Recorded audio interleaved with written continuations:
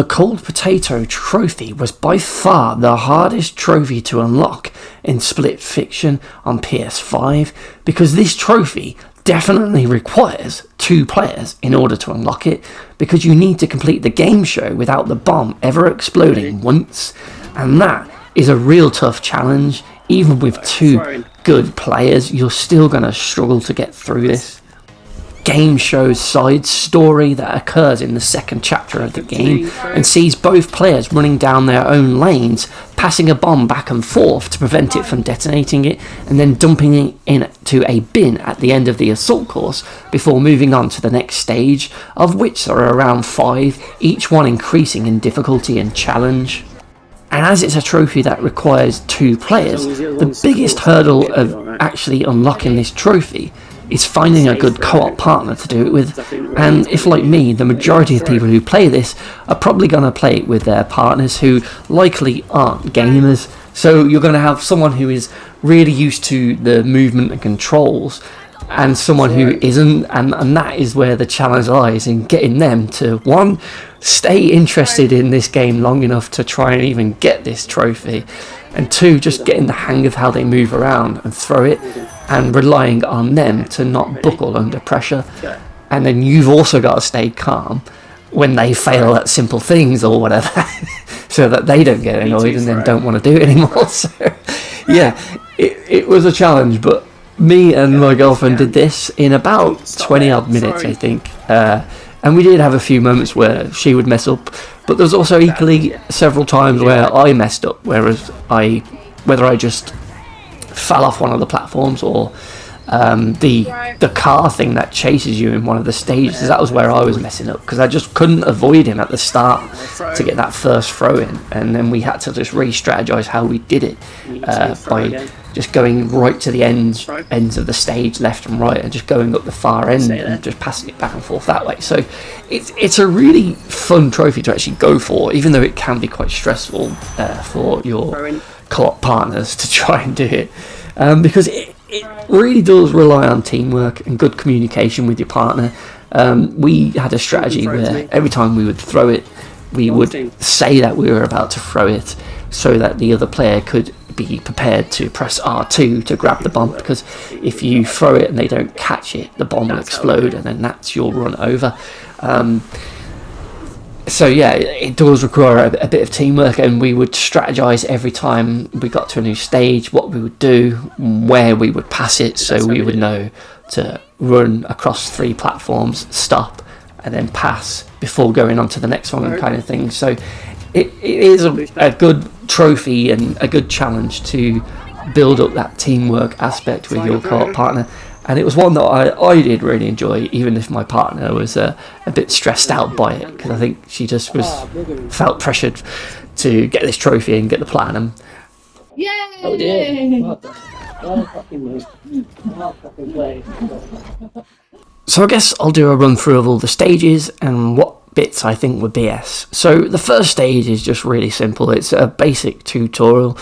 You just run down this long walkway and go to either the left or right sides, and then you just are told to pass the bomb back and forth. So it's just teaching you the mechanics. You don't actually have to hold down R2 when you grab the bomb, you just need to press it once and you'll catch it. So the second stage is where the challenge really actually begins, and it's a similar sort of walkway where you're both at either sides and you have to just pass it back and forth 2 or 3 times before you get to the bin, and each player has to hold triangle at the bin. One opens it and the other one with the bomb will put it in.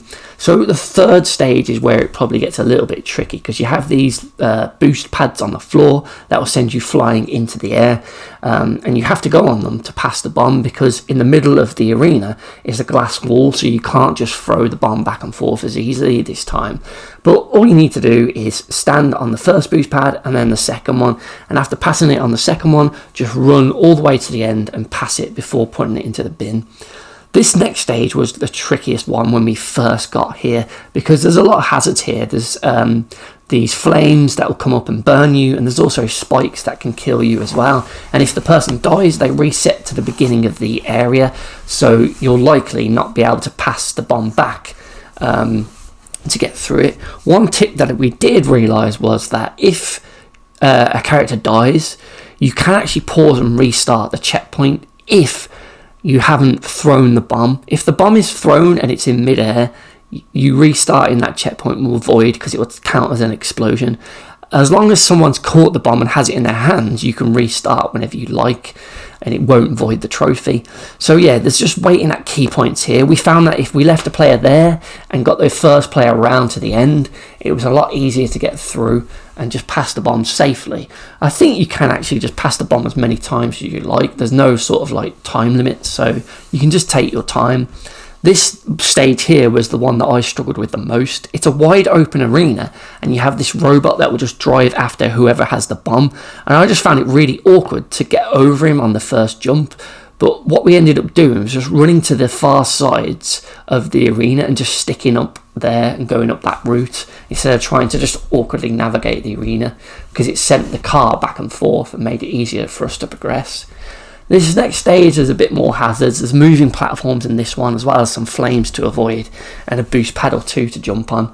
So we just made the strategy of going over the first moving pads and then stopping before the boost pad to pass the bomb for the first time.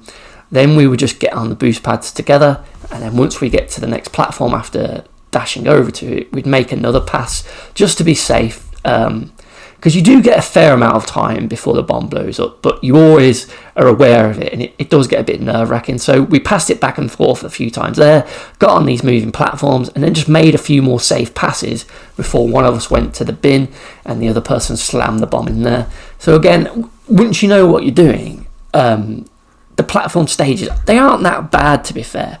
It's just getting it all in sync with your other partner that's the tricky part. So this one here, I think this might be the final one actually.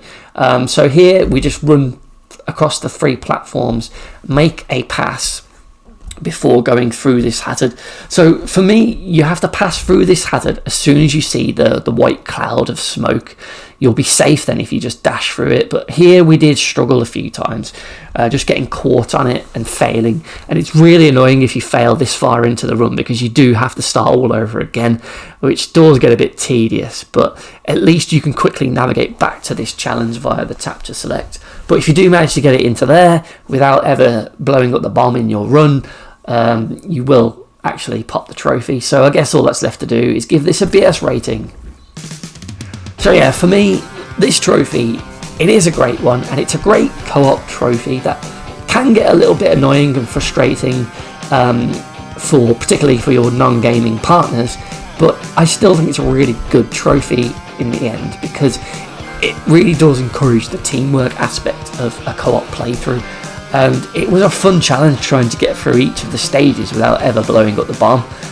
So yeah, this one for me deserves a BS trophy rating of 2 out of 10. Because yeah, it can get frustrating, but it's a really good journey to go through, and I was really buzzing, and we were both really chuffed once we finally got this trophy. So yeah, just stick at it, and if you can't get a good local co-op partner, try online.